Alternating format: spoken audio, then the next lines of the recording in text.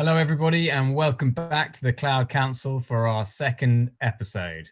For those joining us for the first time, just a reminder, what is the Cloud Counsel? We bring together twice a week on Tuesdays and Thursdays at 4 p.m. GMT, a panel of C-suite leaders, industry experts, and commentators to bring you actionable insights in this unprecedented time of disruption and uncertainty. This is live and we are taking questions from you. So if you would like to email any of our panelists today, the email address is advice@thecloudcounsel.com. Today, I am delighted to be joined by Dheeraj Pandey, founder and CEO of Nutanix, and by John Cosson, head of IT and CISO for wealth management company JM Fin. Welcome to both of you. Thank you. So today we're going to be talking about how business can drive successful remote operations during this very disruptive and uncertain period. I couldn't think of two better guests to take us through that discussion. So thank you again, both of you, for joining us. I know, Dheeraj, you join us on the West Coast of the US, so it's early your time. So thanks for getting up for us. And John, looks like you're joining us from home, close to your drinks cabinet, which is very advisable. Funny. So good. So John, hey, let's start with you. Tell us a little bit about JM Fin. Who's your typical customer and what are their expectations of you? Well, I suppose a typical customer would be Dheeraj, funny enough. We were founded in 1946, and in those days you could probably consider us as a traditional type stockbroker. But we've grown organically over that period, and we're now classed as a wealth manager. So we have around 18,000 clients, and they are high worth individuals. So they will be looking to invest a substantial sum with the organization.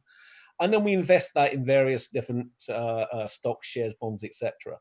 And it really depends on what their risk profile is and what they're trying to achieve from these investments. But they are invariably high worth individuals, and we offer a service that's tailored to them. So very much we are client focused, and the client really is key for our whole operation. So from our perspective, it's very much driven by our clients and what they're looking for in a very competitive market. Got it. And John, thank you. So obviously we are in unprecedented times of disruption, uncertainty. You've got a pivotal role in JM Fin to help the business and your customers through that period. What are you seeing? Have those expectations changed, and how have you managed through that over the last few weeks and months? I think many in the industry, I think across the UK and across the globe, where are we now where we were, 4 or 5 weeks ago? It's all changed. I think this pandemic has spread throughout the world. I did reflect upon this a couple of weeks ago. Had this have happened 10 years ago, or even 5 years ago, what would our reaction have been? Now, virtual networks and working remotely has been around for many years, for decades, in fact. But to the degree that most organizations now are having to operate pretty much 99 or even 100% at home is a significant challenge. And it's not just a technical challenge, it's a logistics challenge as well. We're discovering now weaknesses potentially in broadband that we're having to overcome with the technology, because there's so many people now working in a different way. I think from our perspective, we were from about probably 3 or 4% remote working to 99% in a space of 1 week. And I'm trying to find some wood around here, because touch wood, it's gone very, very well. We're pretty much fully functional, operating efficiently, and very pleasingly, I think we've just had the busiest 1 to 2 weeks in our history, and that's obviously reflected in the volatility in the market at the moment. Yeah. And our technology has held up very, very well. We're talking about not just remote desktops and infrastructure and day-to-day operational tasks, but actually telecommunications. Think about the wealth management and the financial services sector. It's highly regulated. So communications to clients, when you're discussing client data, has to be recorded.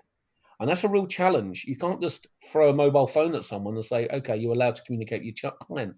Yeah. That communication has got to be monitored and has got to be recorded. So from our perspective, it's using the technology that we had and to apply it in such a way that we meet all of our regulatory requirements and that we meet all of the constraints around some of the individuals that work with the organisation. And I'm thinking dealers and traders, etc., who what we would class as very prolific users, but also intense users, and they would be processor and memory hungry. Yes. And I think that's from our perspective, that's been one of the bigger challenges. And say, right, okay, who are our power users? How do we service them? And how do we ensure that day to day we continue to operate effectively?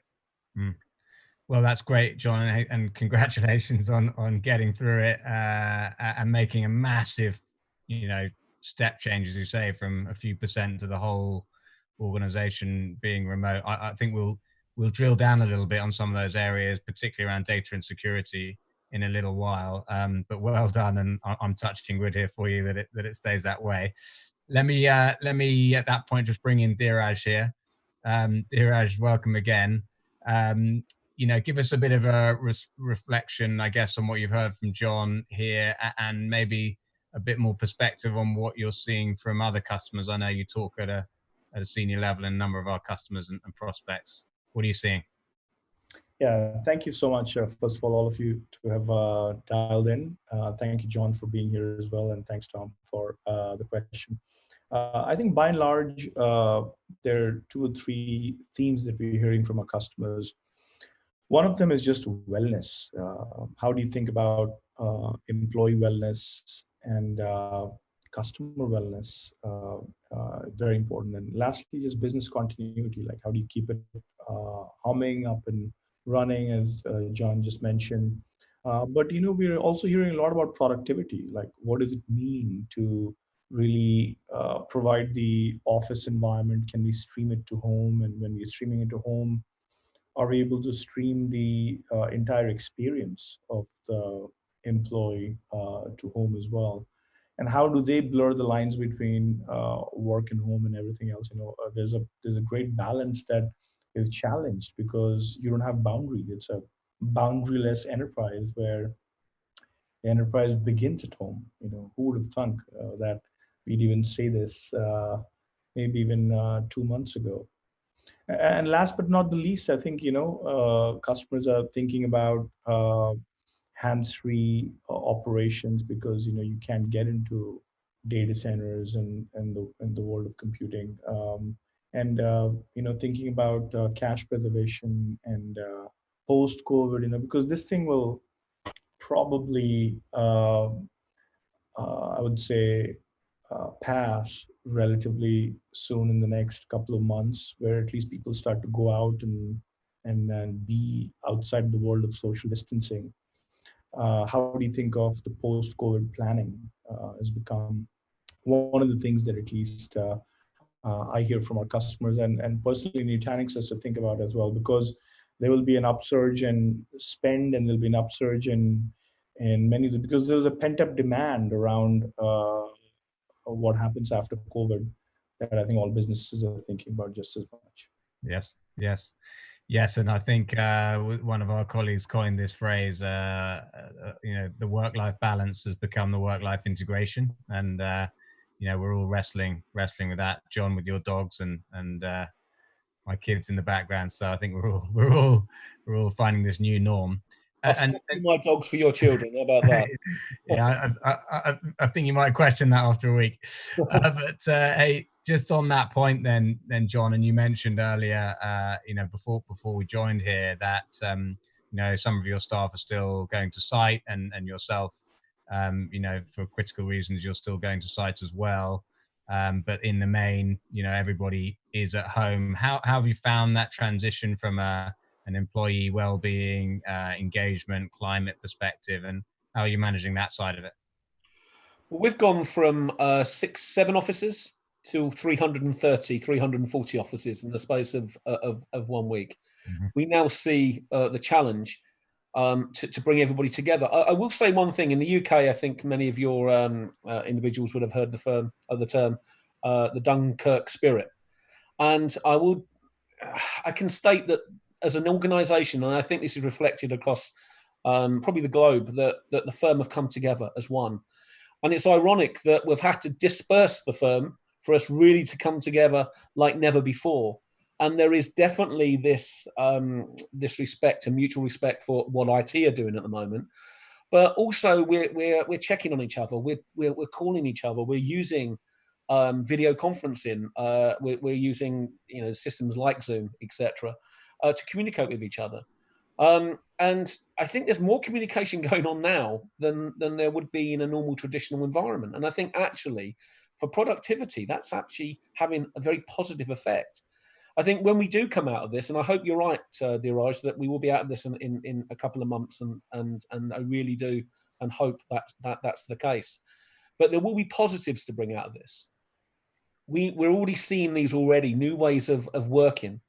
And we're seeing this in areas such as the post room, and how we're operating that, and how we're scanning documents, etc.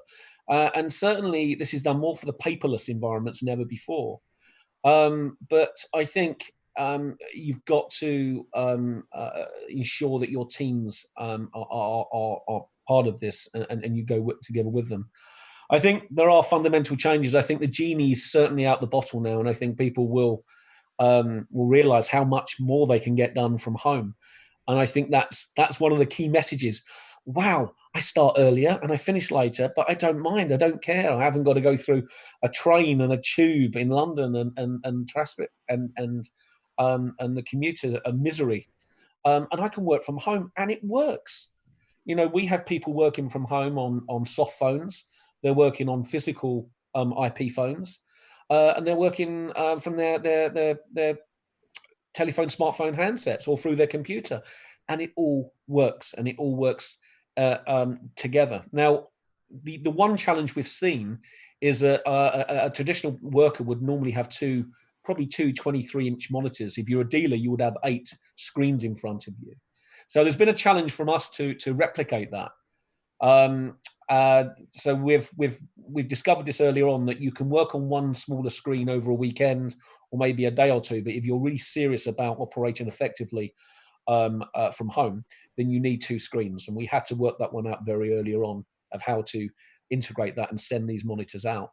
But I think one of the most pleasing aspects of this is our traders who normally operate on 8 screens, and they're operating on 4, but they're doing it effectively, and they're doing it via thin client technology.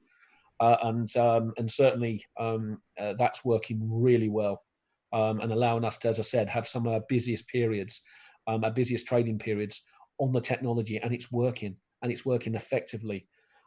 We really are operating with very, very little disruption from that point of view.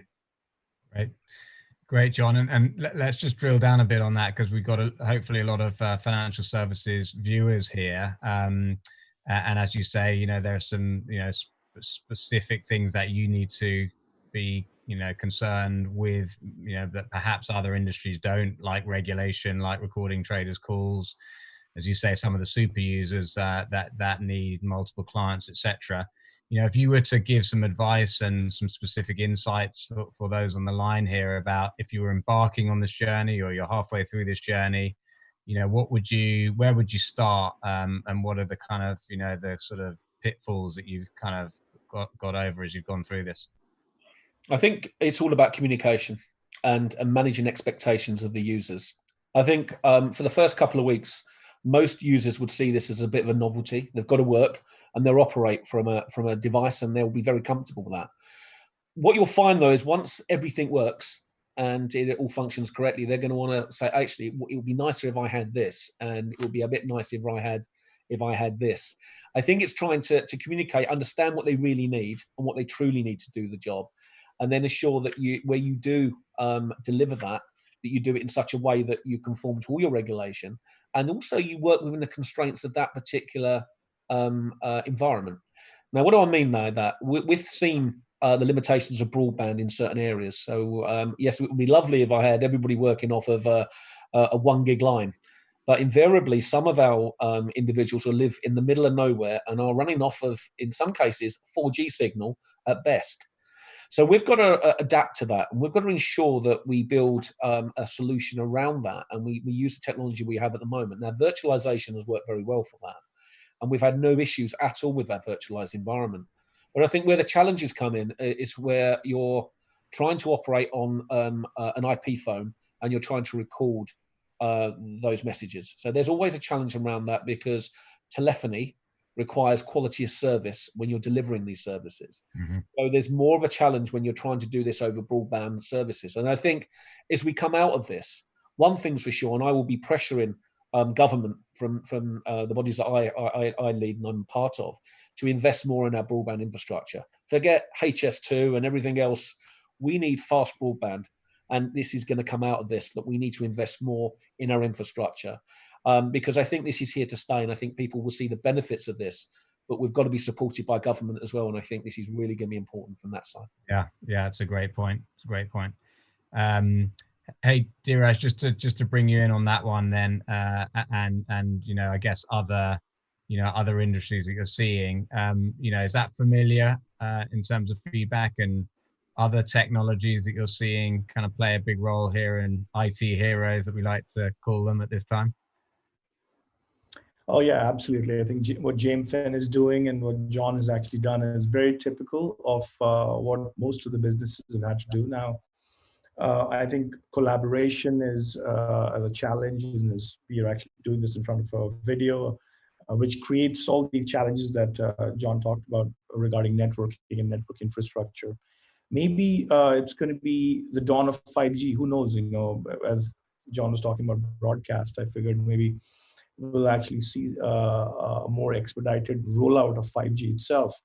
But then there's a lot that's going on about data alone. Like, what do you do in terms of streaming data to these homes, and thinking about application streaming? And for the first time, many enterprises are even learning to use the word virtual desktop infrastructure for the first time, because they never had to think about desktop as a service and virtual desktop infrastructure as a first-class application or a need for business continuity. I think disaster recovery has picked up to be a very big sort of concern.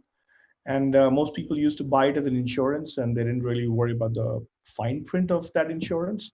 You have to go and really invoke the fine print of whether DR testing works. If you have to really do this without people, what does it even mean?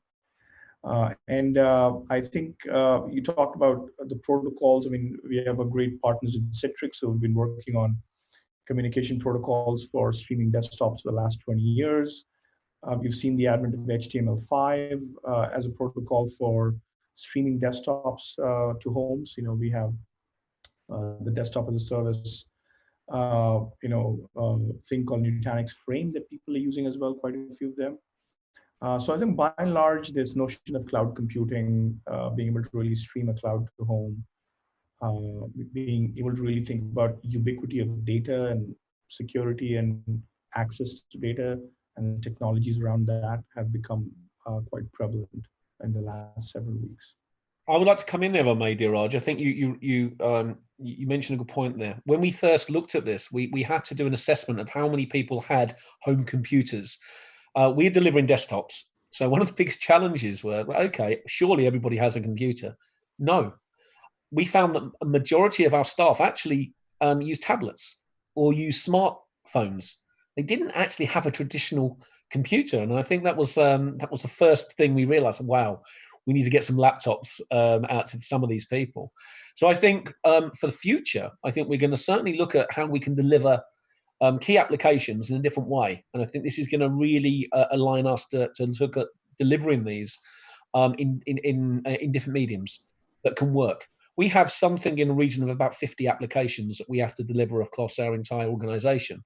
But we are certainly looking at now we can streamline that, and we can deliver it in a different way. We use things like email through a smart device, etc., and some limited applications in a secure wrapper.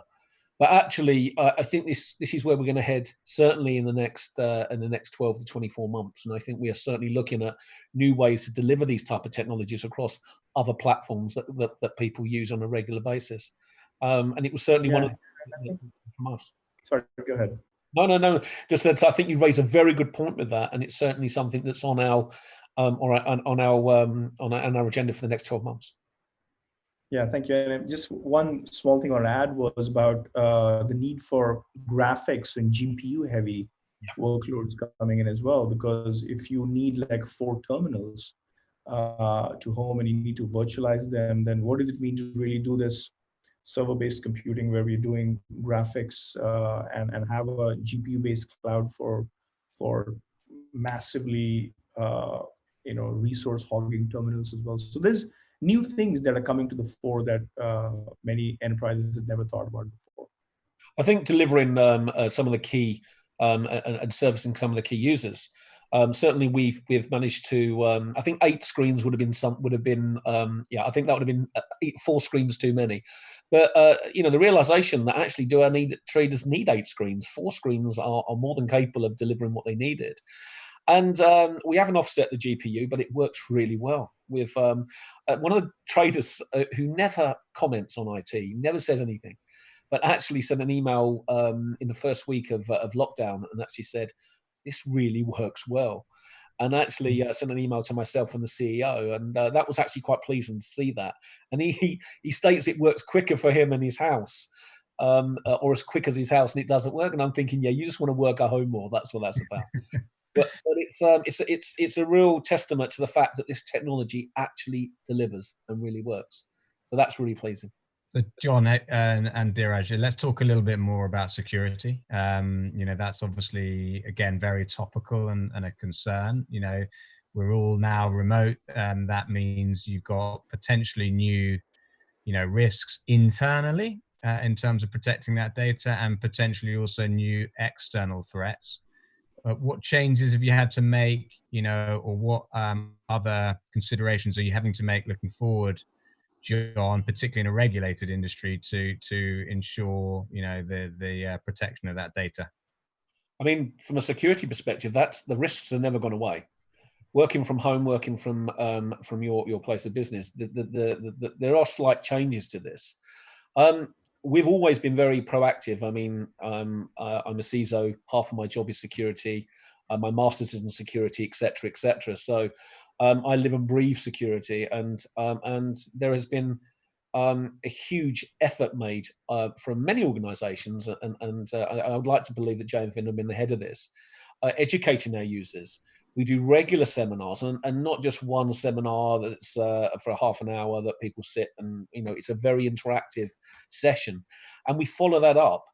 And certainly from the lockdown, we've sent out documentation, we've sent out regular emails regarding things like social engineering, which is more prevalent now. I think certainly from cybercrime perspective, and this has been highlighted by the National Cybersecurity Centre, that obviously cyber criminals are very aware that we are in a lockdown situation and are using that to leverage and to target specific people. So we are very aware of this. We've been very vocal on this. And I think it really is, you need to ensure that whilst we're sitting at home, and I see we're all dressed down at the moment, and people are working from their pajamas, I believe, some of them, and they're working with a cups of only from the waist down, John. We don't want to know what I'm wearing. And they have their dog running around, etc. But they've got to realize that they're actually working. And sometimes your brain can switch off and you can be more relaxed. And you can't be, because you're still in a work environment and you still need to be switched on. So those risks are still there.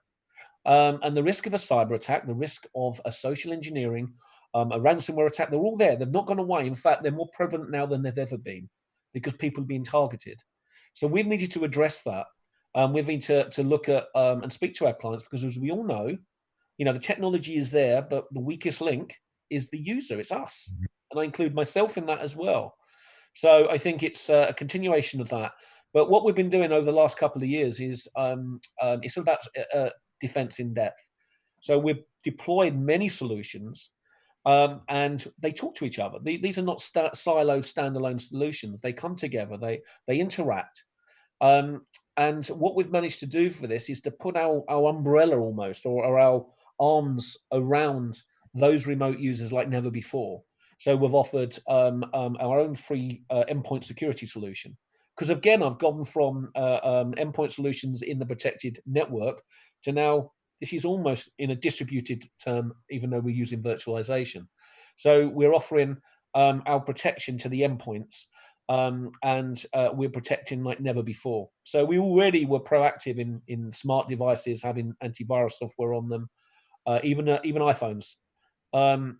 But now we've extended that, and people will be more focused on this. So security is more important than ever before, and I think that's something that that we've been championing. Great. And Dheeraj, you seeing the same here? Any other advice you have for our viewers on this space? Yeah, I mean, I think if you look back and see the one company that did a very good job of this was Apple, was really bringing simplicity and security together in the same experience, which is the hardest part because one is a left brain paranoia, the other one is the right brain, which is elegance and delight. And to make security invisible is really hard. And as a company at Nutanix, we've been doing this for many, many years, as many of our customers, and I hope John acknowledges that too, about how we've made things hands-free and simple. How do you make security hands-free and simple and invisible is the challenge of the future. Just like business continuity is an aspect of security, the enterprise. I think security alone, and this goes all the way to the culture and security life cycle and thinking about everything encrypted, not just data at rest, but also data in flight, multi-factor authentication. I mean, even things like video conferencing security has become that much more relevant. Desktops, I think one of the killer apps for this buzzword that we've come to use in the industry around microsegmentation, which is really software-defined security. How do you bring that to virtual desktop infrastructure? Because there's different kinds of users. You have power users who have to be segmented away from the knowledge workers, or segmented away from the task workers. So you've got to start to apply differentiation to security as well, and really think about prioritizing what really you're analyzing and monitoring and observing. I think last but not the least, really bringing it all together in an experience that's not very intrusive. I think that's the big challenge. Mm-hmm. I think is to try. You need to ensure that business understands this, that security is actually a business enabler. It doesn't have to be a hindrance. And I think you're absolutely right. It's about simplistic approach to this. A bit like a swan, you see it move very smoothly, and it's very complicated what's going on underneath. But realistically, for the business, it needs to be very straightforward, and it needs to be effective. It's pointless having all these different technologies out there unless they're actually going to protect what's actually important and understand where your data is and how you're going to protect it. And I think that is, it's not a small undertaking, but once you've done that, you can then apply the right technologies that suit your business. And you really don't want to be reactionary to this. You want to have a plan in place and make sure security is woven into the fabric of the business. And I think that's really key right from the start. And I think even if it's unpopular, and what we're seeing at the moment is many organizations are throwing out terminals, we're throwing out laptops, anything. Let's get our users online. We need them to work from home. But you need to think about security implications first. That needs to be thought out at the same time. And if it's unpopular, you need to accept that. And this is why security needs to come in right from the top. And we were very, very forward with this and said, right, okay, we are going to roll out some laptops to some individuals, but we think about security first. We lock them down. We make sure there's a security umbrella around there and the users are aware of the risks. And I think that's absolutely critical. And it's certainly something that we're thinking about. And we don't just rest on those morals. We're doing this and we're having security meetings every day to make sure that we're adhering to this. So I think it's what you say is absolutely correct. So John, just you've shared a lot of insights here, there on security and thinking about it from the outset, how you've made this big shift, touching with how that's been a pretty non-disruptive shift for you as a business. If you were to leave a couple of gems of insight for our viewers here beyond what you've already shared, what would you say would be the best sort of actionable insights for people watching here? I think sometimes you can focus on the small changes because they can have the biggest impact. look at your key weaknesses and key areas, and try to target those. Security it means so many things to so many different people, but invariably the weakest link is the organic interface. Just really, it's about education and awareness, and where you can educate the users and make them understand that it is actually in their own interests, and it is actually a business enabler as well for them. They want all these benefits of working from home, working in this environment. Then we need to work with us to ensure that security is adhered right across the organisation. I think if that's the case in our organisation, I've done my job right. Got it. Good. And Dheeraj, anything to add to that on either security or the big shifts that we're seeing at the moment? I would say I think it's the roaring back of the word empathy. In many ways, for businesses and business leaders to really think hard about the way they approach the business has to be more empathic. And this goes back down to even the technologies they choose as well. Like, how do you not postpone the inevitable, which is thinking about cloud and thinking about hands-free operations, and what does it mean to use technologies that can help bring IT? I mean, IT is invisible infrastructure in so many ways. It's tirelessly working behind the scenes to help with the business. What does it mean to think about bringing their weekends back? And I think where we are in this world going forward, there's going to be a new reality, as John just mentioned. I think the idea of bringing it all together with empathy is at the core of the future work-life balance. Got it, Dheeraj. Well, I think that's a great place to close.